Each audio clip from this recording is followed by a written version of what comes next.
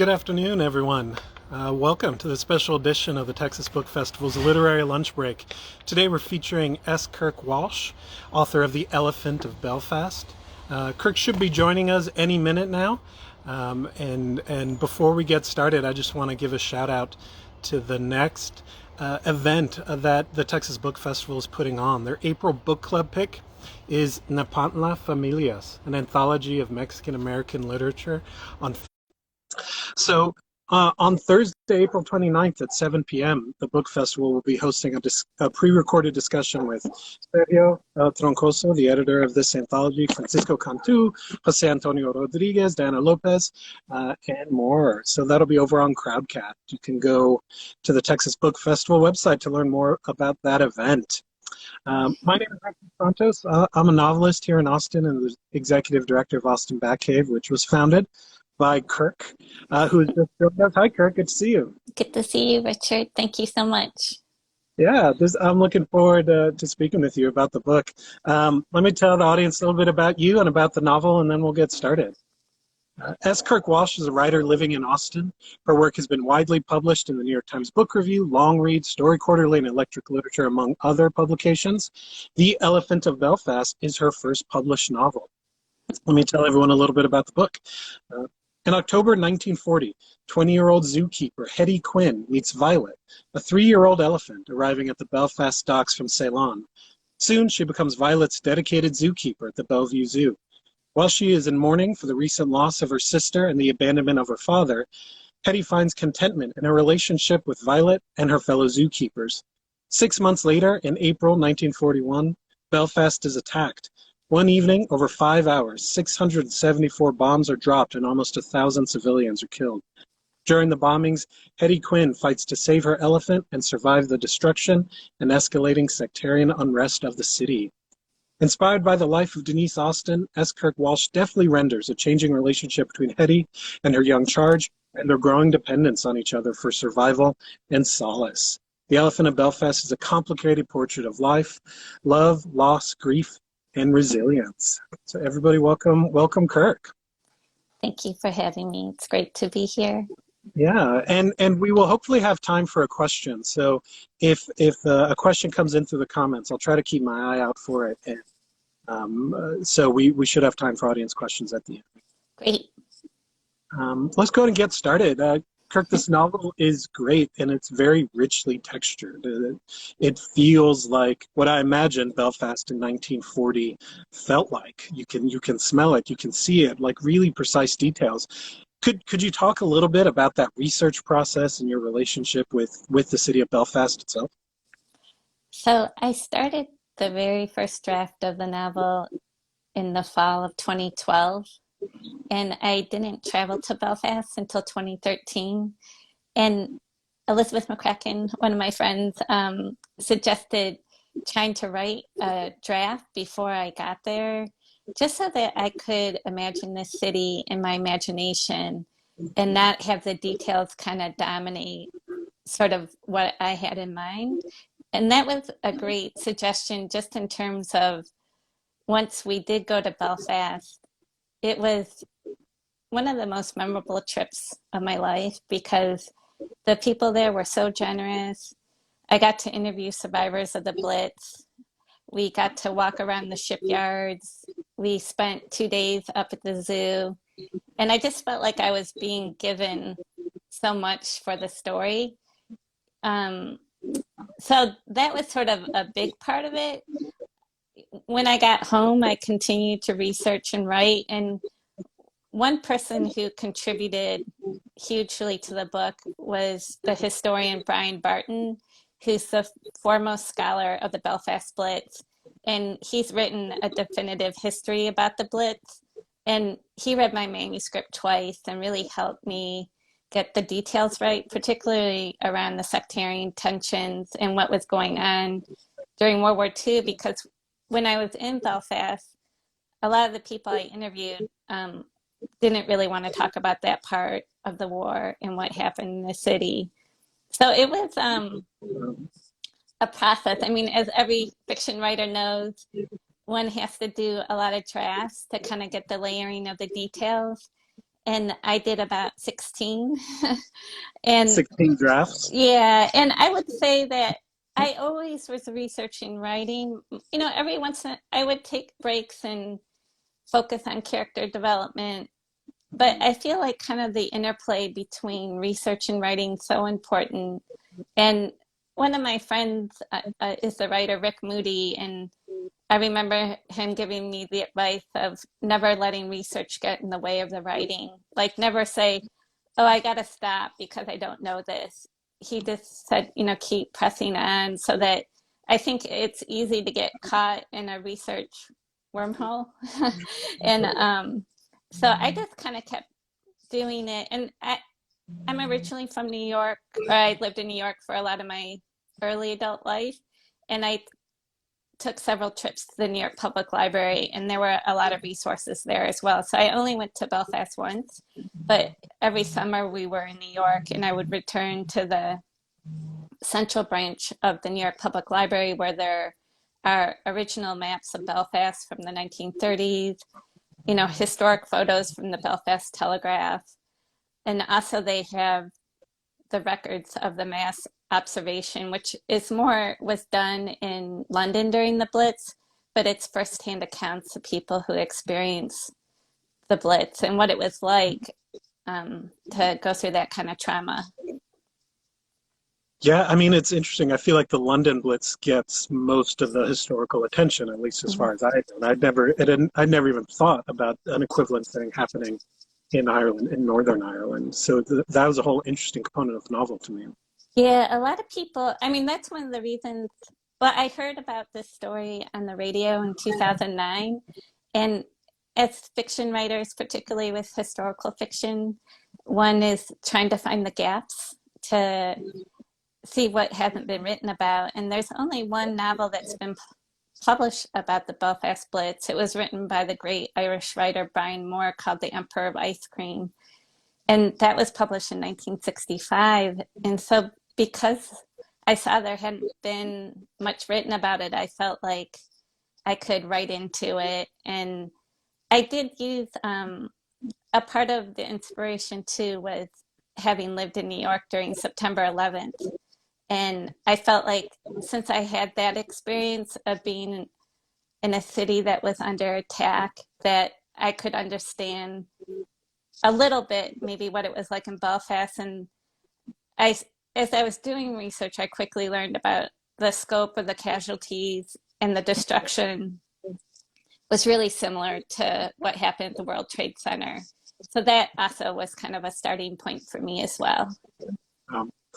I love how you're talking about research here. I feel like so many writers would think that, oh, well, I have this experience in New York, I just have to write about New York. Whereas I think like you succeed in this novel because you're bringing in stuff from all different aspects of your life, all different sorts of research, not just Belfast, not just 1940s. Yeah, one thing that I just kind of made the connection with recently, and I think it kind of speaks to, we have to write to learn to write, but we also have to read a lot to learn to write. And I had read Let the Great World Spin by Colin McCann, and then Joseph O'Neill's Netherland. And they were published around the time that I heard this story. And they're both Irishmen who are writing about 9/11 in different ways. And because I saw that, I thought, oh, maybe I can be an American and write about Belfast. So I felt like those books are both extraordinary. I love both of them. But they did inspire me to kind of take on the challenge to try to write about a place that wasn't my own. And the main reason I was able to realize it was really when I went to Belfast, people were so open and generous. And there was only one person who said, who do you think you are to be able to come and write about our city? And I said, well, I had this experience in New York, and I feel like it will provide access. And, we were at the kind of main historical organization that archives the war, is called the Northern Ireland War Memorial. And we were sitting, I remember I arrived in their conference room and there was tea set out. Everywhere you go, you know, they set up tea for you. And this man, John Hughes, he's since passed away. You know, he was a little, not resistant, but I felt a little tension. And he, you know, he asked me that question, and then, you know, he put me in his car and drove me to a home of a 90-year-old survivor. And that survivor was Vance Rogers. And I sat in his study as he told me his experience of Easter Tuesday. And I was, as soon as I started to listen to him and identify with the details and the experiences from 9/11, I felt this bridge. So it was in that kind of first conversation that I felt, yeah, I think maybe I might be able to do this. Now, in addition to the historical research, I know you did some very hands-on elephant research, and you just published an essay on Texas Monthly about your experience at the Houston Zoo and with an elephant out there.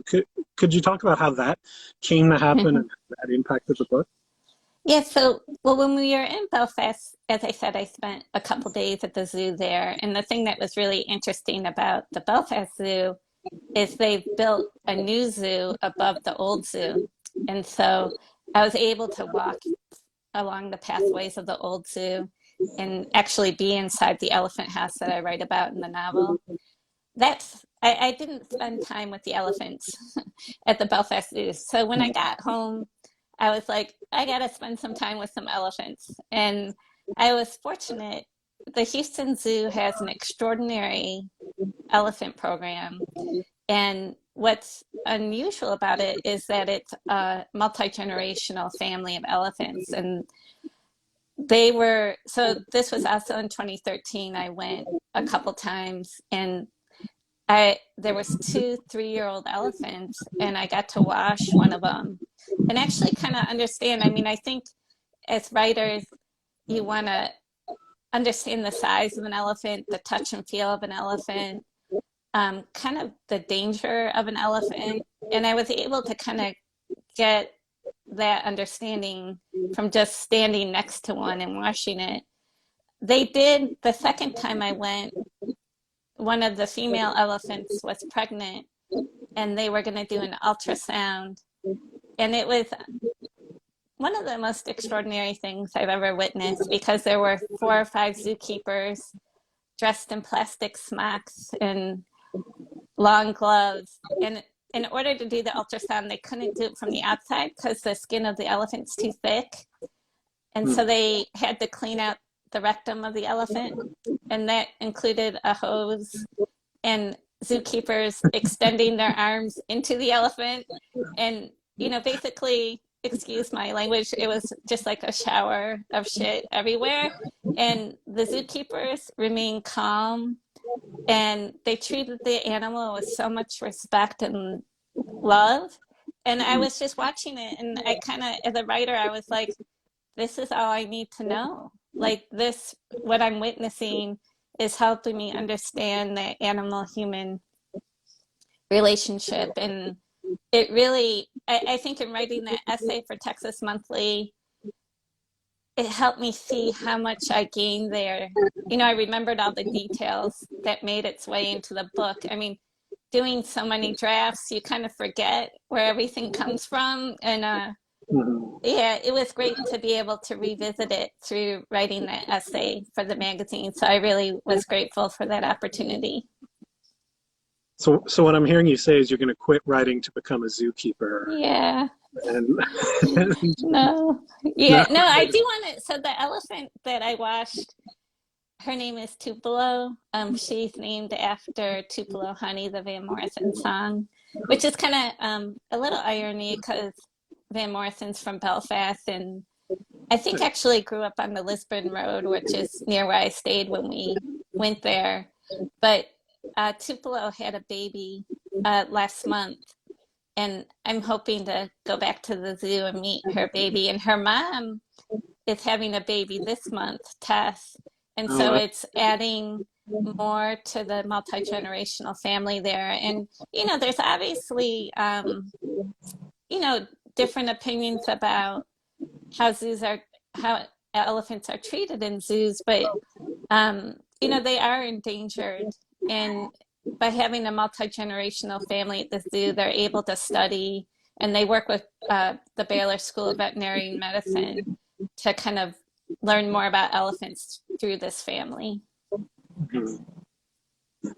That's great. I hope you write something about that when you get to go back, or at least post some photos somewhere. I think we'd all. Yeah, yeah, Um, no, it's great. I mean, I think, novels take a long time for some of us, and the people who helped me at the Houston Zoo in Belfast and the survivors. I mean, there's one survivor who I actually interviewed on the phone, but her name is Ethan O'Connor, and I used a quote from her for the epigraph, but she was 7 years old when Easter Tuesday happened, and she went to the shelter, one of the shelters, with her mom and her sister, and they were trapped under the rubble. And she shared her story with me, and her mom's legs were almost amputated, but they weren't. They were able to save them. But it was people like her sharing her story with me that kind of kept me going. Like, I felt like I had to, get the novel out there, just to be able to share their stories. do you have the book in front of you? Can you read that epigraph? Because it's Oh, quite a yeah, start. I have it right here. It's quite a powerful sentence. Yeah. Um, she said, and this was actually from when I interviewed her, she said, and I say how lucky I was. I was only buried alive for a few hours, So, Yeah, yeah. that really sets a tone, because when you're reading it, you're like, this is about to happen, but you don't know when. It could almost be on the next page.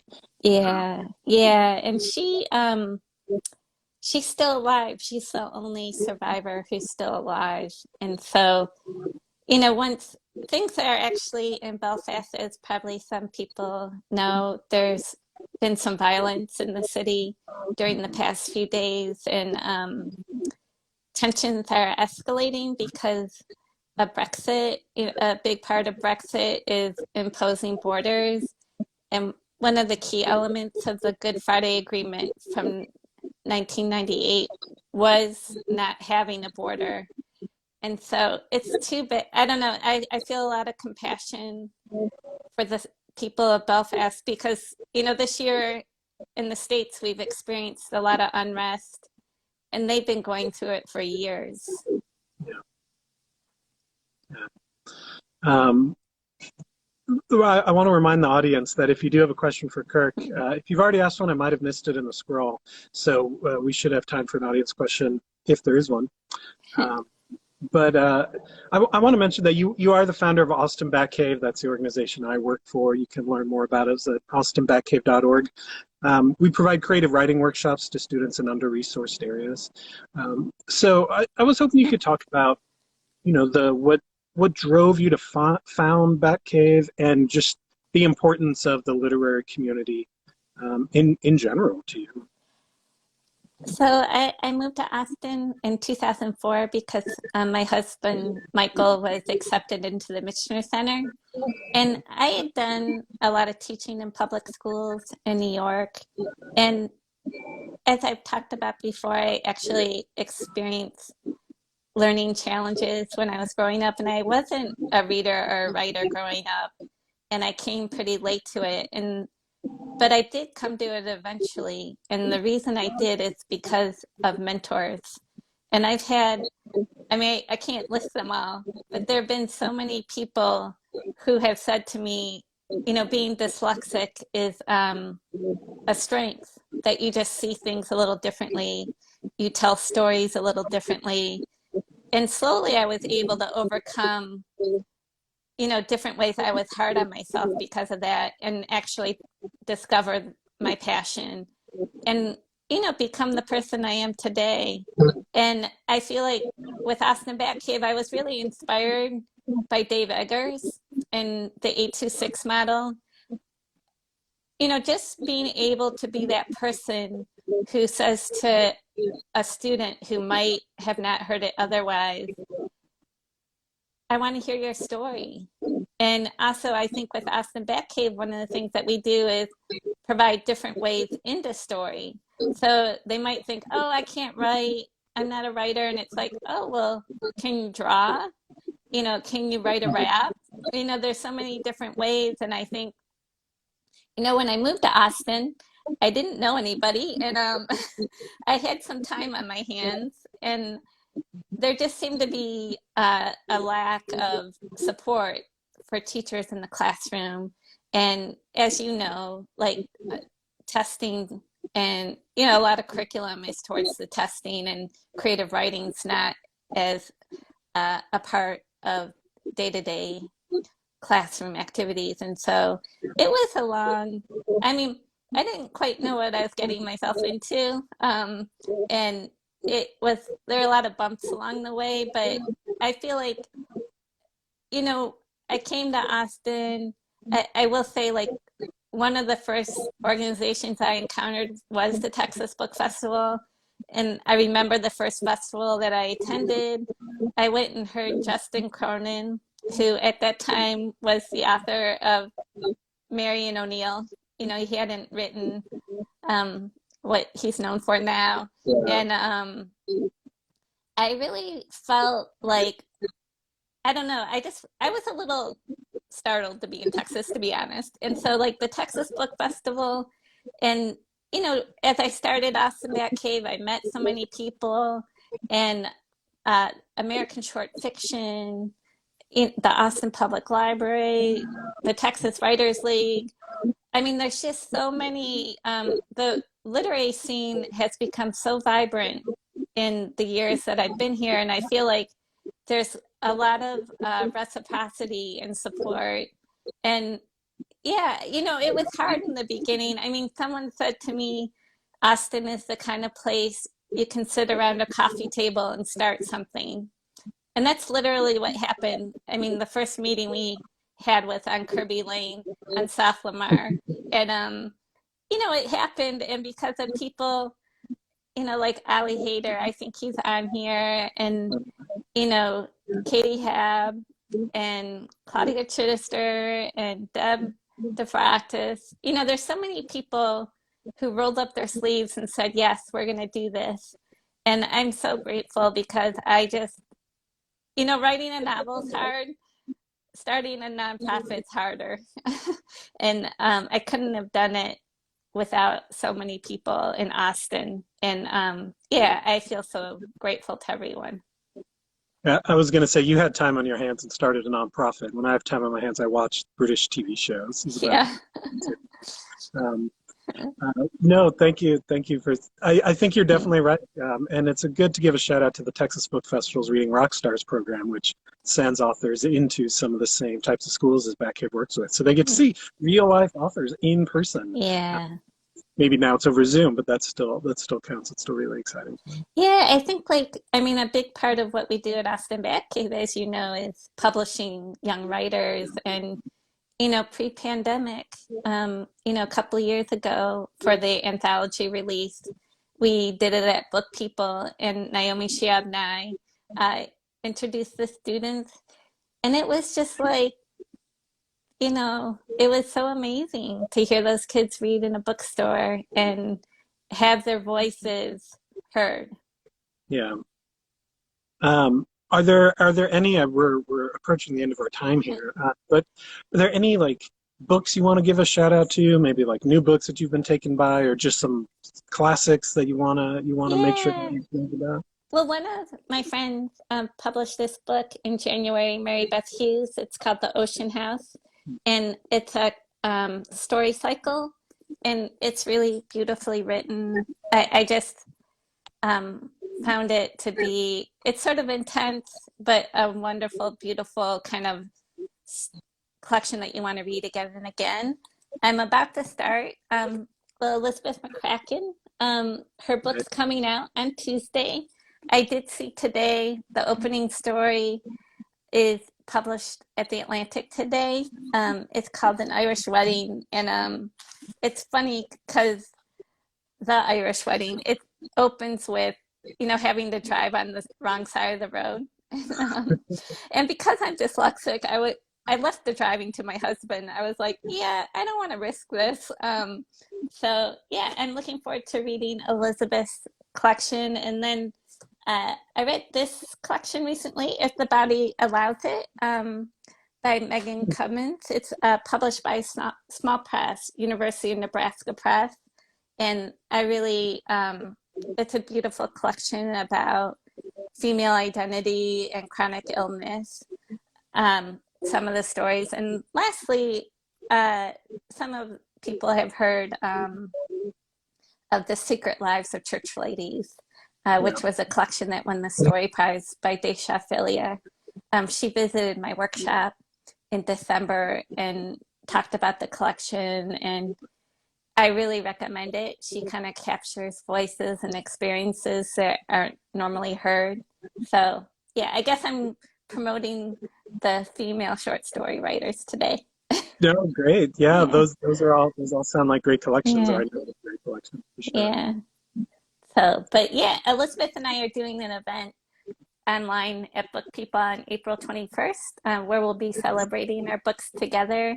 It's at 6. And I'm actually heading to Book People right after this to go sign books. So if people ordered a signed book, they'll be there this afternoon. But I just want to thank the Texas Book Festival for being such a bedrock of the Austin community. Yeah, they are for sure. They are exactly that. We owe them a lot of things. Yeah. Well, thank you, Kirk. I think we'll go ahead and let you and everyone else